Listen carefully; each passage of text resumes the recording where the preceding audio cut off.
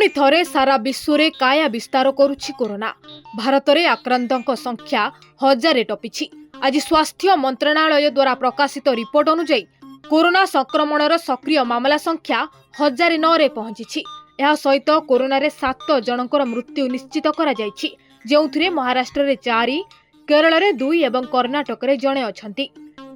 एही समय रे सर्वाधिक संख्यक कोरोना मामला थिबा राज्य हेउछि केरल। केरल रे सर्वाधिक 430 सक्रिय मामला रिपोर्ट होईछि। यहाँ परे महाराष्ट्र रे 209 मामला, दिल्ली रे 104, गुजरात रे 83, तमिलनाडु रे 69 एवं कर्नाटक रे 47 मामला रहिछि। सेहीपरि उत्तर प्रदेश रे 15, राजस्थान रे 13, पश्चिम बंग रे 12, पंडिचेरी रे 9, हरियाणा रे 9, आंध्र प्रदेश रे 4, मध्य प्रदेश रे 2, छत्तीसगढ़, गोवा एवं तेलंगाना रे गोटाए लेखाए कोविड मामला रहिछि।